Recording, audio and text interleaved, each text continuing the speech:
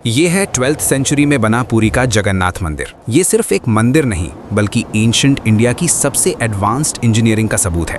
Reports के base पर चलिए इसके पीछे की एंशिएंट टेक को डिकोड करते हैं, जो कि वाकई में बहुत गजब की है। बाकी सोर्स आपको कमेंट में मिल जाएगा।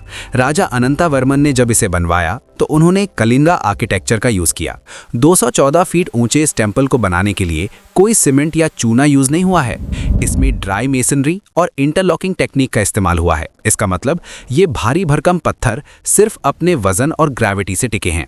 इन्हें आपस में जोड़ने के लिए लोहे के क्लैंप्स और पिघले हुए शीशे यानी कि लेड का यूज किया गया था, जो ठंडा होकर एक अनब्रेकेबल बॉन्ड बना देते हैं। लेकिन सवाल यह है कि इतनी भारी स्ट्रक्चर रेती मिट्टी यानी सैंडी सॉइल पर टिकी कैसे है? इसके पीछे है सैंड बॉक्स टेक्निक। इंजीनियर्स ने पहले जमीन में एक बड़ा गड्ढा किया और उसे रेत से भर दिया। ये रेत एक सीस्मिक डैम्पनर का काम करती है। जब अर्थक्वेक आता है तो ये रेत वाइब्रेशंस को सोख लेती है, जिससे मेन बिल्डिंग तक झटका नहीं पहुंचता।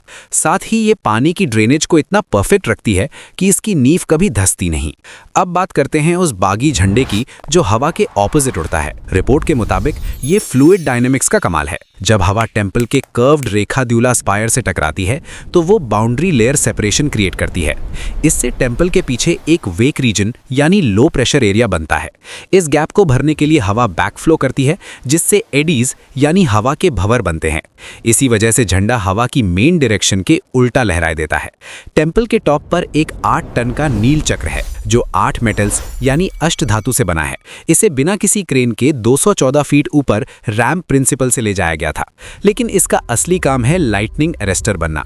इसके नीचे मेटल की स्ट्रिप्स हैं जो ग्राउंड तक जाती हैं, जो आसमानी बिजली को सेफ तरीके से जमीन में उतार देती हैं ताकि स्टोन स्ट्रक्चर को नुकसान ना हो। और इसका डिजाइन ऐसा है कि ये हर एंगल से फ्रंट फेसिंग दिखता है, जो कि एक स्फेरिकल सिमेट्री का ऑप्टिकल इल्यूजन है। यहाँ इंजीनियरिंग सिर्फ बाहर नहीं, अंदर भी है।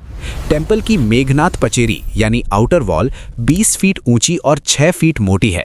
इसका साउंड इंसुलेशन इतना तगड़ा है कि जैसे ही आप सिंह द्वार से अंदर कदम रखते हैं, वैसे ही समुद्र की लहरों का शोर बिल्कुल बंद हो जाता है। इसे अकूस्टिक डैम्पिंग कहते हैं। और यहाँ तक कि इस मंदिर के रसोई में भी फिजिक्स है। जब 9 मिट्टी के बर्तन एक के ऊपर एक रखे जाते हैं तो सबसे ऊपर वाला पहले पकता है। इसका कारण स्टीम प्रेशर और हीट कन्वेक्शन है। नीचे की भाप पाइप इफेक्ट की तरह ऊपर के बर्तन में ट्रैप हो जाती है, जिससे वहाँ टेम्परेचर और प्रेशर तेज हो जाता है। कमेंट में बताइए कि क्या आपने कभी इस मंदिर को विजिट किया है। और ऐसे ही और भी गजब की बातें जानने के लिए फॉलो या सब्सक्राइब करना ना भूलें। जय जगन्नाथ।